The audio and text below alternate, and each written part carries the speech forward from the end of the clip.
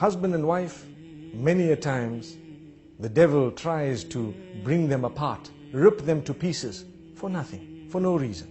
Sometimes it's because we become impatient with one another. We live with one another. This is why the Prophet, peace be upon him, says, خَيْرُكُمْ خَيْرُكُمْ لِأَهْلِهِ. If you want to know the best from amongst you, he who is best to his wife and his family members. The same applies to a female. She who is best to her husband and family members. If your husband or your wife or your family members can bear witness that you are a very good person, then indeed you are good, because you live with them 24/7.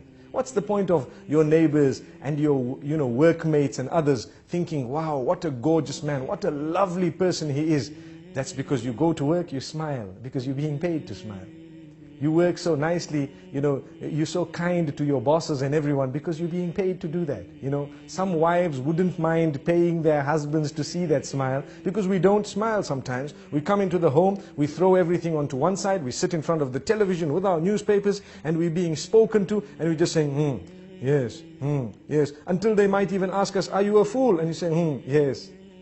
This is the type of behavior we have sometimes. We don't even know what they're saying. Yet, someone phones you from work, full concentration on the phone call. What is this?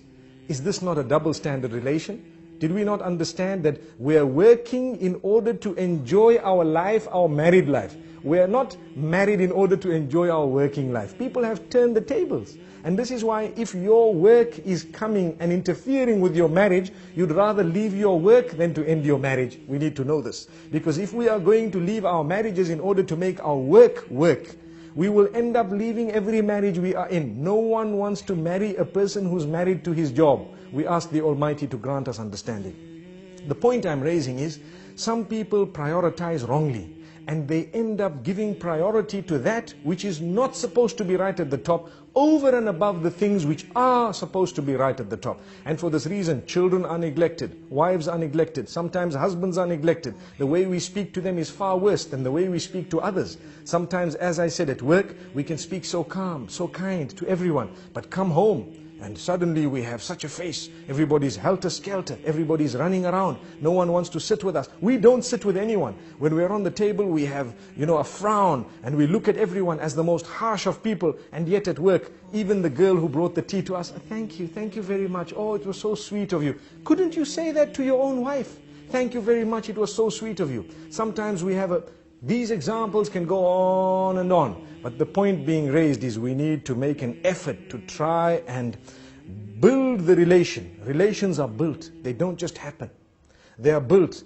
And it's like a little plant. You have the seed. The more you water it, the better it will grow. Sometimes you add a little bit of fertilizer and you find it will grow better. The fruit from it will become or will be of a far more superior quality. So you need to know, in the same way you're ready to put fertilizer there, sometimes a little rose can do a lot of positive, within the home.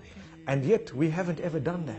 There are people sometimes who will buy chocolates and gifts for others who are not even related to them. And yet for their own family members, they've never even bought a single rose, nor have they bought a little gift, nor have they had a surprise for them. Why? This is when you have the relation breaking, especially today, in the age of television, in the age of the internet, where people are watching others live, sometimes even on the box, and they see how, happy others might be. They tend wrongly to compare. It is wrong to compare.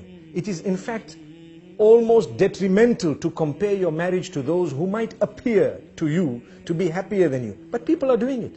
And when they do this, at least we need to know, let us try our best to develop such a solid relation that they can discuss things with us openly, in a respectful manner. Look, this is where you're making a mistake. This is where I think you need correction. And don't feel bad about it.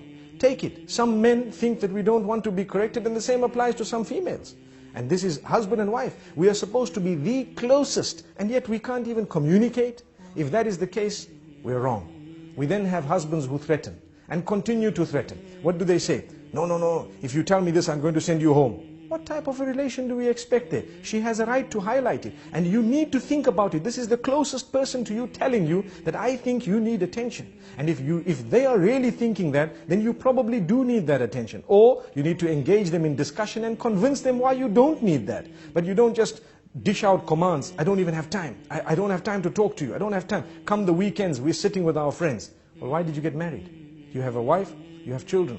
These are the first order of your friends. This is the most intimate circle. If you are not prepared to spend time with them, then how do you expect the marriage to work?